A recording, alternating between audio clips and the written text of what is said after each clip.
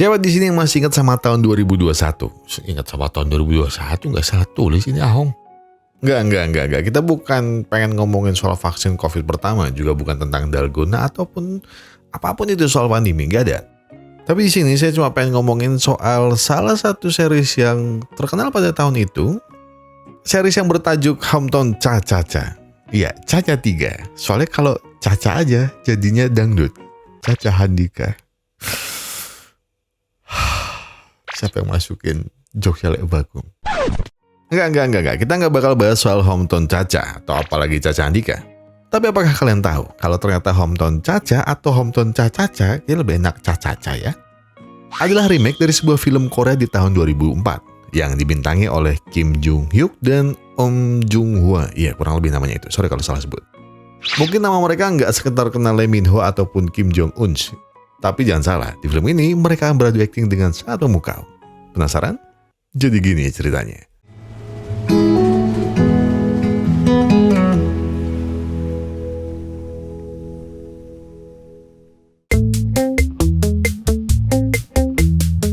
Yoon Hye Jin atau biasa dipanggil Icha. Icha sendiri adalah seorang dokter gigi di sebuah klinik di Seoul. Di awal karirnya, Icha sebenarnya senang karena sudah ada sebutan dokter di depan namanya. Tapi sayangnya rasa senang Icha tidak bertahan lama. Karena apa? Itu karena tekanan kerja dari klinik yang di luar nalar. Maka dengan berat hati, Icha pun akhirnya memutuskan untuk resign dari sana. Ya, sebenarnya Icha hanya menggertak biar ditahan kayak di film drama dan juga naik gajinya.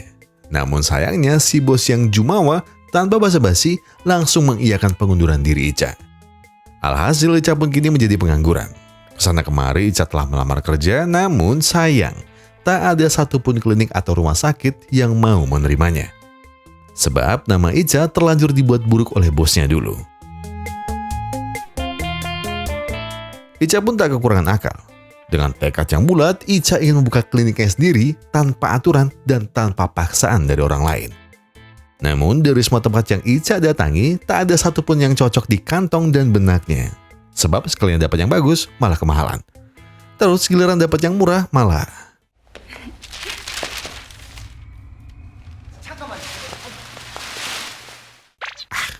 Aman lambah harusnya kalau apal ayat kursi. Keesokan harinya, Icha tetap berusaha mencari ruko yang ramah di kantong dan tentunya aman. Setelah mencari kesana kemari, tibalah Icha di sebuah desa pinggiran. Icha pun langsung bertanya ke warga lokal tentang kontrakan yang siap sewa untuk didirikan klinik giginya. Pak tua itu terlihat kebingungan. Namun, hanya satu nama terbesit di benaknya agar Icha mau menemui seseorang.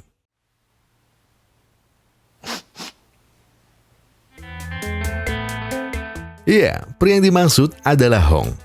Di balik wajahnya yang pelongo-pelongo, dia aslinya adalah seorang kuli andalan warga desa untuk segala hal. Benar, kalian gak salah dengar. Segala hal, alias semuanya. Termasuk dalam memasarkan bangunan untuk disewakan. Setibanya di sana, Hong segera menjelaskan detail demi detail ruangan bangunannya. Awalnya Icha ragu, karena tempat ini sangat kumuh. Namun Hong pun memastikan bahwa ia bisa membantu merapikan tempat ini. Selain itu, Icha masih merasa kalau harga sewanya terlalu mahal untuk gedung kumuh seperti ini. Dengan naluri calo bintang 5, Hong pun menenangkan Icha. Pokoknya, Icha tinggal terima harga dealnya aja. Dan siapa sangka, tak sampai 5 menit, Hong ternyata bisa meluluhkan hati pemilik kontrakan. Alhasil, Icha pun bisa mendapat harga yang lebih murah. Namun... 뭐 해줘야지. 뭘? 뭐라니까. 12,500원? 아이, 국내 최저가다. Terlepas dari Hong yang dikit-dikit minta duit, Icha akhirnya terpaksa untuk minta bantuan Hong untuk mengecat rumahnya. Namun karena tahu modal Icha sangat mepet, Hong pun memberi diskon. Icha bisa bayar setengah aja, asalkan Icha mau membantunya. Icha yang sudah tak punya pilihan pun terpaksa menerima tawaran itu. Namun Icha lupa kalau ia tinggal di desa. Jadi Icha mana bisa asal pakai baju sembarangan. Hong yang kesal melihat setelan Icha yang gak sesuai weton segera memintanya ganti baju yang lebih merakyat.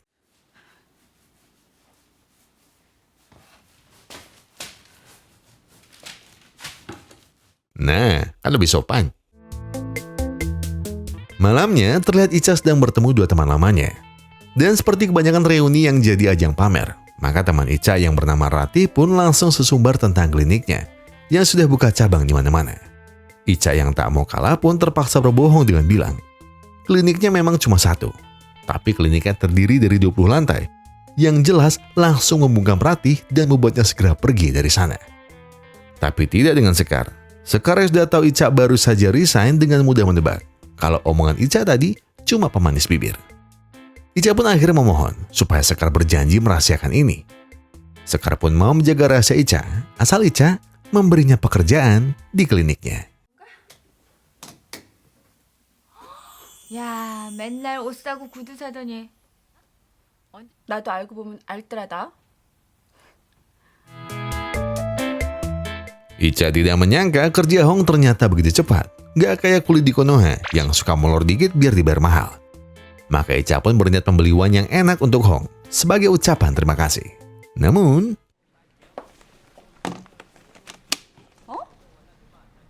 여기서 뭐해? 뭐 하긴? 이러지. iya, Ica kaget, saya kaget, Sugeng pun juga kaget. Kita semua kaget saat tahu bahwa Hong juga kerja di Indomaret. Sesaat Ica sempat penasaran, kok Hong kerja di sini? Hong bilang kalau dia cuma gantiin temennya yang lagi mudik. Tak lama setelah itu, pandangan Hong tertuju pada botol wine yang Ica beli. Ia pun lalu menggodanya dan bilang, kalau butuh teman ngobrol, panggil aku aja ya. Gratis kok buat yang ini. 저런 싸가지. Ya, niat hati Ica mau terima kasih malah dihancurkan dengan kenyataan bahwa Hong hanyalah penggoda. Namun tiba-tiba Ica malah kepikiran, apakah Hong aslinya mata-mata dari mantan bosnya? Itu semua disebabkan Hong yang selalu ada di mana-mana. Seakan Hong terus-menerus mengikuti Ica. Sekar berusaha menenangkan sahabatnya itu dengan bilang mungkin perasaan Ica aja. Sesi curhat mereka tiba-tiba berhenti saat seorang kurir datang yang lagi-lagi 내가 내일 바빠서 그냥 왔어. 문제 없지? Iya, Ica lagi-lagi masih tak percaya ketika kurir yang mengantar paketnya adalah Hong. Namun sebelum Ica sempat bertanya, Hong langsung pergi karena ia harus mengantar paket yang lain. Keesokan paginya, klinik gigi milik Ica resmi dibuka. Namun yang namanya mulai bisnis sepi di hari pertama ya udah wajar. Karena lapar, Ica dan Sekar pun memesan makan. Namun lagi-lagi yang datang adalah Hong. Ica pun kesal. Mengapa di mana-mana ada Hong? Belum selesai Ica marah, Hong bilang kalau Ica sudah hidup di desa, biasakan menyapa tetangga. Karena makanan yang ia pesan hanya berada di lantai bawah kliniknya. Kesal mendengar omelan Hong, Ica kembali membalasnya dengan ketus. Siapa Hong berani memerintahnya? Hong pun mulai menjelaskan bahwa kehidupan di desa tak seperti di kota. Ica harus sadar, penyebab klinik yang sepi itu tak lain karena semua warga belum mengenal Ica. Jadi keluarlah, mulai sapa orang-orang dan bersikap baiklah. Maka kau akan tahu maksudku. 선생이면 공부 잘하셨겠네. 그럭저럭. 아유, 뭘 그런 걸 가지고 이웃인데 당연히 도와야지. Singkat cerita, hari Minggu pun telah tiba. Hari Minggu sendiri adalah hari suci untuk sebagian orang, termasuk saya dan mungkin juga Ica. Karena di hari Minggu adalah jadwalnya Ica males-malesan. Namun sayangnya Ica tinggal di desa dan gak mungkin gak disuruh kerja bakti. Jadi mau alasan apapun, kali ini Ica tidak bisa berkutik. 이봐요, 홍 반장 씨. 당신이 뭔데 난리야? 잘났어.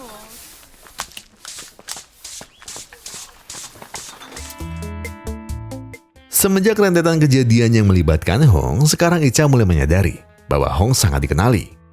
Bahkan Ica juga sadar bahwa banyak orang di desa ini yang amat bergantung kepada Hong. Tapi tidak bagi Ica. Ica tak akan mau berurusan lagi dengan pria keras kepala dan sok tahu seperti Hong. Namun nyatanya semakin Ica menghindarinya, maka Ica malah terlihat semakin membutuhkan bantuannya. Contohnya hari ini, saat bemper Ica tiba-tiba dipermak sama pasien baru. Dan entah kebetulan atau tidak, lagi-lagi Hong datang membantunya. Kali ini tanpa banyak bicara, Hong menunjukkan ilmunya selama bertapa di Goa Old Travel.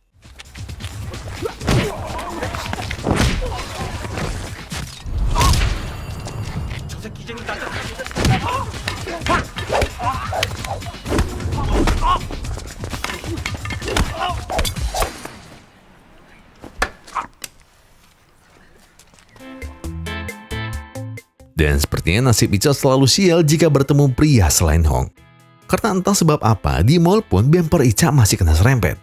Tapi karena Ica sudah membuat keributan, pihak mall malah menangkap Ica. Dan membuatnya harus ditahan karena memfitnah orang lain. Dan lagi-lagi, Hong datang dengan bukti CCTV yang valid. 더 필요한 거 있으세요? 뭐 이 정도면 대충 오해는 다 풀어진 것 같은데. 그럼 가보죠. Belum berhenti di 2 kasus tadi. Keesokan harinya, bemper Ica sekali lagi jadi korban. Tapi kali ini beneran bemper mobilnya yang tabrak. Entah kena kutukan dari mana, lagi-lagi Ica dimarahin balik sama yang nabrak. Dan karena Ica orang baru di sana, sekali lagi Ica harus masuk penjara. Karena ternyata pria yang menabraknya adalah anak pejabat. Ceritanya nggak asing, banyak di sini. Dan tebak, siapa lagi yang datang? Hong. Lagi-lagi, Hong datang menjemput Ica. Ia juga membawa bapak dari bocah yang menabrak Ica tempo hari. Tak disangka sang bapak malah yang gantian minta maaf dan berjanji bahwa dirinya tak akan membiarkan sang anak bodoh mengulangi kesalahannya. Dan sekali lagi, Ica berhasil selamat karena campur tangan dari Hong. Sebagai bentuk terima kasih, malamnya Ica pun membawakan marimas rasa anggur. Ica semakin kagum dengan bakat Hong yang tiada terkira. Ketika Ica baru tahu bahwa kuli lusuh sepertinya ternyata bisa masak kimchi seenak ini. Di situ Ica pun penasaran. Kenapa Hong melakukan semua pekerjaan di desa ini? Dengan polos, Hong menjawab bahwa ia hanya mengerjakan apa yang dia bisa untuk bertahan hidup. Dan sepertinya masih ada satu bakat Hong lagi yang belum Ica tahu. Saya juga bisa kalau komunikasi sama burung sendiri tapi ya. Tak terasa, mereka pun larut dalam pengaruh marimas anggur. Dan tanpa Ica sadar, dirinya tertidur di rumah Hong. Namun Ica tenang saja, karena malam tadi mereka berdua belum sampai tukeran jersey. Jadi pagi itu, Ica buru-buru keluar dan berharap semoga gak ada yang melihatnya. Tapi sayang, Ica lupa mereka tinggalnya di desa. Jadi baru 5 langkah Ica keluar, semua mata tertuju padanya.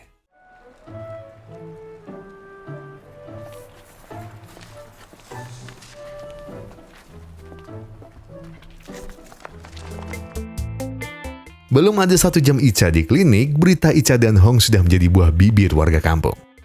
Dan itu masih ditambah dengan info dari Sekar, yang memberitahu Ica kalau tadi ayahnya menelpon dan ingin Ica segera membawa pasangannya ke rumah. Bukankah Ica sudah berjanji kalau dia boleh membuka klinik dimanapun, asal Ica bisa mendapat pacar secepat mungkin. Ayahnya bukan mau ikut campur, tapi karena Ica sudah masuk kepala 3, mau tidak mau Ica harus punya pasangan. Atau ayahnya akan mencabut semua fasilitasnya besok. Ica yang pusing 7 keliling langsung memikirkan cara bagaimana mendapatkan pasangan kurang dari 24 jam.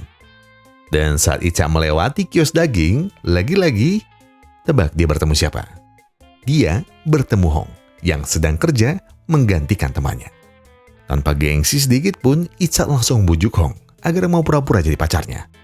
Hong juga nggak perlu khawatir, karena Ica juga pasti akan bayarnya. Tenang, ada fulusnya. Dengan dijemput Pak Supir, mereka berdua langsung berangkat ke lapangan golf pribadi ayahnya. Disinilah Ica lupa kalau ayahnya hobi main golf. Tapi Ica hanya terperangah saat Hong sekali lagi bisa menciptakan sebuah keajaiban.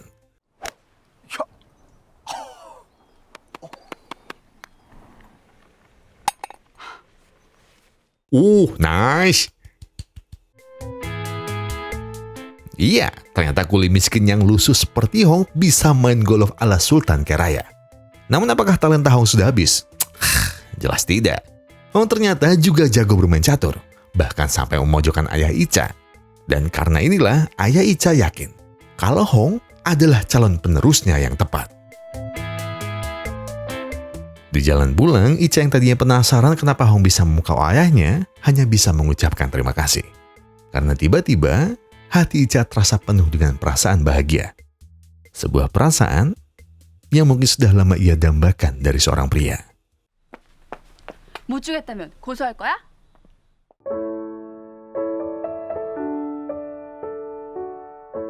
Hari ini, Ica keluar rumah dengan sumringah. Ica yang biasanya berlaku dingin dan cuek, hari ini mulai menyapa semua tetangganya. Ica pun mulai menyadari, berkata Hong, kliniknya jadi semakin ramai.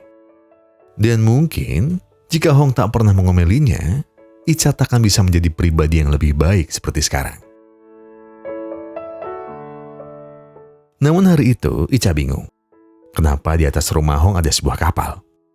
Hong pun bilang, kalau kapal ini adalah kapal seorang sultan yang minta tolong direnovasi. Ica pun semakin kagum dengan Hong yang sepagi ini sudah bekerja keras. Tapi bukan itu tujuan Ica ke sini. Sebagai imbalan kebaikan Hong kemarin, Ica pun mengajaknya dinner sate taichan di restoran dekat pantai.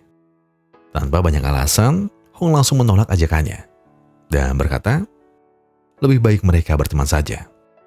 Ica yang malu pura-pura bahwa ia hanya bercanda. Tapi begitulah Ica. Mungkin mulutnya ingin bercanda, tapi hatinya jelas terluka. Ica sebenarnya tahu ia menyukai Hong. Namun Ica bingung, kenapa Hong sangat tertutup dan malah menolaknya. Apakah Hong menyukai wanita lain? Dan di tengah kekalutannya, tiba-tiba Sekar memberitahu sebuah hal. Dari risetnya, terkumpul beberapa informasi yang mungkin bisa menenangkan kegundahan Ica. Kata warga kampung, Hong sudah yatim piatu sejak kecil dan terpaksa masuk panti asuhan karena kakeknya tidak bisa membiayai hidup Hong.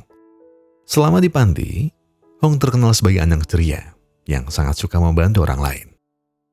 Dari situlah orang kampung sangat menyukainya. Namun sayang, kakeknya harus berpulang ketika Hong berumur 6 tahun. Tapi ada sebuah misteri.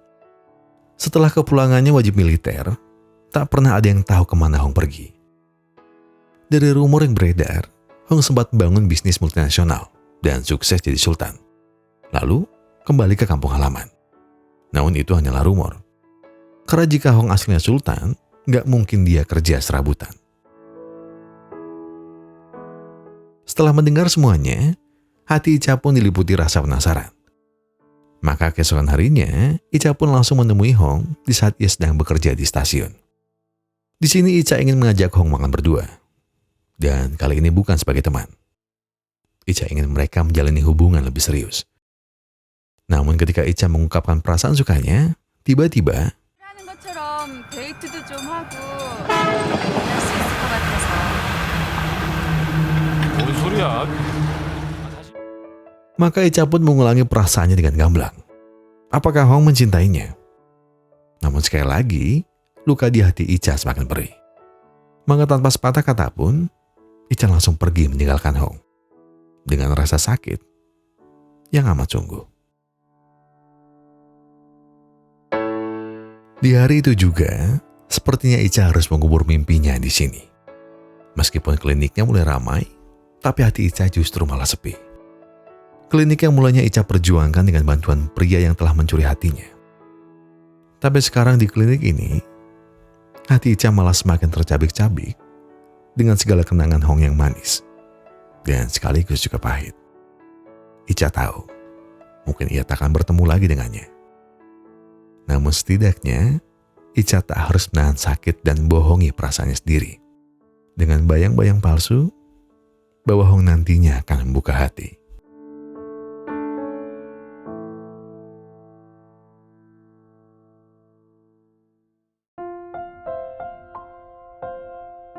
Dan pada akhirnya, setelah berbagai pertimbangan, Ica memutuskan pergi dari desa itu. Meskipun berat dijalani, tapi Ica tak punya pilihan selain meninggalkan semua kenangan yang telah Ica lewati bersama Hong. Setidaknya saat ini, hidup Ica bisa sedikit lebih tenang. Bebas dari segala bayang yang mengekang. Dan mungkin itu benar, bahwa terkadang cinta tak selamanya harus berbalas. Di Seoul, Ica dan Sekar kembali membuka klinik mereka. Di malam Natal ini, mereka pun diundang rekan dokter lainnya untuk merayakan kedatangan mereka di sini.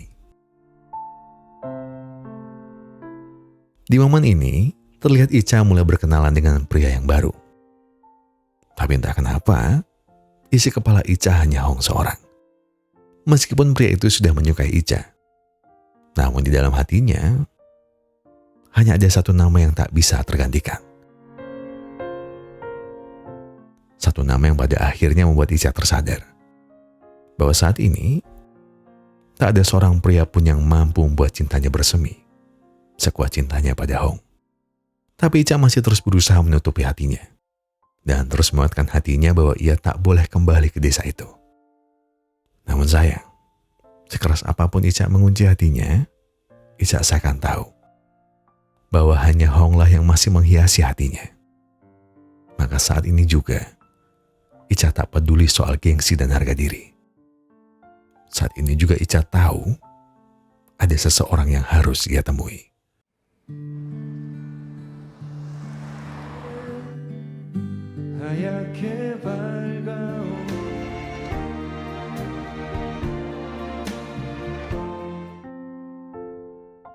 Iya, Ica memutuskan untuk kembali ke desa dan menemui Hong. Meskipun Ica tahu mungkin saja Hong akan menolaknya, tapi setidaknya hati Ica akan mendapat jawaban. Entah gumpalan rasa bahagia atau rasa sakit yang menikam. Maka saat itu juga, Ica sekali lagi mengakui semua perasaannya. Ica tak bisa berdusta bahwa perlakuan Hong yang manis dan tingkah lakunya yang sederhana telah berhasil mencuri hatinya. Jadi Hong, apakah kau benar tak memiliki rasa padaku? Katakan, apakah semua senyum dan tawa kita hanya candaan untukmu? Dan apakah semua kenangan manis kita tak berarti apa-apa untukmu? Hong yang tak tahu bahwa perasaan Ica dalam ini akhirnya menceritakan semuanya. Hong selama ini mungkin terlihat tak pernah memperhatikan Ica. Bahkan Hong terkesan selalu menolaknya. Tapi Ica harus tahu sesuatu. Hong selama ini juga terus memikirkannya. Hong bahkan telah membeli wan sebanyak ini hanya untuk berjaga. Jika suatu hari nanti Ica kembali ke tempat ini. Apakah kau ingat kapal di atas rumahku yang tak pernah aku layarkan? Sebenarnya kapal itu milikku. Aku dulu membelinya setelah aku sukses berbisnis bersama sahabat kakekku di kota Namwon. Aku dulu punya segalanya. Semuanya. Namun sekaya apapun diriku, ternyata perasaan hampa itu masih menyisakan relung kosong di hatiku. Jadi akhirnya aku memutuskan. Aku kembali ke desa ini untuk bantu semua orang yang ada di sini dengan membawa kapal itu sebagai hartaku satu-satunya.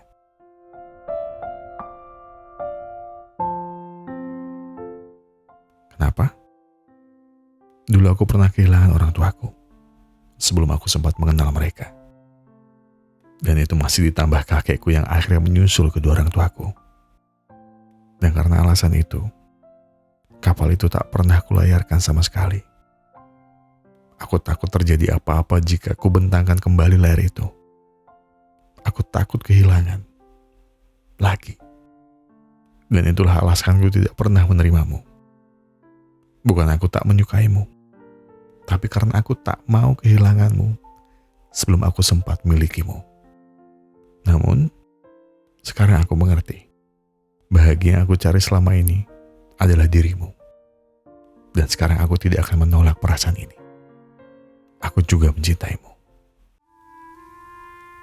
혜진아, 언제든지. Setelah mendapat jawaban itu, rasa khawatir yang ada di dalam hati Ica kini mulai hilang. Keresahannya selama ini kini sudah terjawab. Bahwa ternyata Hong bukan tak mencintainya. Hong punya alasan mengapa cintanya tak kunjung ia terima. Dengan ditemani cahaya bulan yang indah, Ica berjanji dalam hatinya bahwa mulai sekarang Hong tak perlu menyimpan kapalnya lagi. Mulai sekarang Hong tak perlu takut kehilangan lagi. Karena dirinya akan selalu berada di sisinya. Mau itu senang ataupun getir. Karena kini kebahagiaan Ica hanyalah bersanding dengan pria yang ia cinta.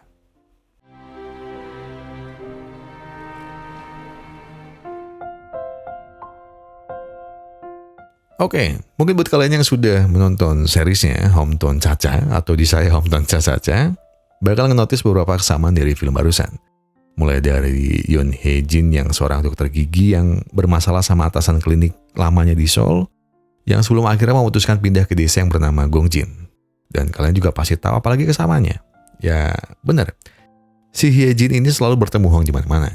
Bahkan kalau di seriesnya, Hong pernah bantuin nyariin sepatunya Hye Jin yang hilang sebelah. Namun Hye Jin yang gak punya uang karena mesin ATM di mana-mana mati dan jaringan internet mendadak putus, lagi-lagi ketemunya sama Hong. Ya intinya di seriesnya atau di film aslinya memang harus saya akui, kalau romantis film ini terletak di kesimpulannya yang seperti itu. Karena gak jarang, seseorang bisa tersentuh hanya dengan perkataan dan perilaku sederhana, tapi bermakna. Iya kan? Katanya. Yang kadang ya pokoknya nggak harus pakai gombalan atau aksi heroik yang pengen flexing kalau aku bisa, aku kaya. Nggak perlu. Ya contohnya bisa kita ambil dari kisahnya Hong. Mungkin dari luar Hong cuma kayak seorang kuli biasa yang karena untuk membutuhi kebutuhan sehari-hari dia sampai kerja apapun yang dia bisa. Dan biarpun juga di ending kita tahu kalau Hong aslinya banyak duit, sultan, tapi setidaknya kita bisa lihat gimana Hong akhirnya bisa dapetin hatinya Icha hanya dengan kesederhanaannya. Dan sekali lagi, si cewek udah jatuh cinta duluan sebelum dia tahu kalau Hong itu kaya. Dan kalau ngomongin soal pesan atau nilai, sebenarnya ada banyak hal penting dari film ini. Misal kita bisa belajar pentingnya komunikasi. Dengan komunikasi yang jujur, seperti Hye Jin yang dengan berani mengutarakan apa isi hatinya, maka Hong pun akhirnya tergerak untuk berani mengakui perasaannya. Ya sekalipun yang ngaku pertama kali itu si cewek, kalau ditanya gengsi apa enggak, pasti ceweknya gengsi lah. Tapi karena dia udah gak peduli lagi mau ditolak atau enggak, yang penting dia gak dibayangin sama perasaan bimbang. Dan akhirnya kita kan jadi paham alasan kenapa Hong harus menolak Icha sampai 2 kali. Dan kalau dari sisi cowok alias Hong ya kita bisa belajar apa artinya integritas dan kesederhanaan. Integritas, susah sekali bahasanya. Cuma gini, maksudnya integritas itu tuh gak peduli mau Icha secantik atau pintar sekalipun, tapi kalau Icha salah ya salah. Coba kalau Hong gak ngasih tahu kalau Icha orang yang manja dan harus berbaur sama tetangga. Mungkin aja kliniknya Icha bakal sepi. Dan Icha gak bakal tahu di mana salahnya dia selama ini. Dan kalau tentang sederhana ya udah jelas. Secara yang kita lihat, Hong orang punya tapi dia lebih memilih hidup jadi orang biasa. Karena Hong tahu harga dirinya dan respek orang lain gak bisa didefinisikan dari seberapa banyak hartanya. Tapi dari prinsip dan bentuk perhatiannya ke semua orang. Dan kalau ada pesan di sini, saya mungkin bilangnya begini kali ya. Terkadang, orang yang paling sering tersenyum adalah mereka yang paling banyak menyembunyikan luka. Tapi, mereka tetap memilih membantu orang lain. Bukan karena mereka tak terluka, tapi karena mereka tahu bagaimana rasanya tak punya siapa-siapa. Saya Gogon dan segenap tim Booster Epic Glory mengucapkan terima kasih. Terima kasih buat yang sudah menonton video ini sampai habis. Terima kasih banyak sudah memberikan like, komentar, mensubscribe, dan juga memencet tombol thanks-nya. Karena apapun yang kalian lakukan untuk channel ini, sudah membantu channel ini berkembang sampai hari ini. Dan sebagai penutup, saya pengen bilang ke kalian semua, kalau kalian lihat banyak masalah yang itu berat banget, yang tenang. Gak perlu buru-buru, gak perlu nyusu. Selesaikan semua dengan yang paling dingin. Jadi sekarang tarik nafas, buang, tenggak kopinya, ambil koreknya dan sebatin aja dulu.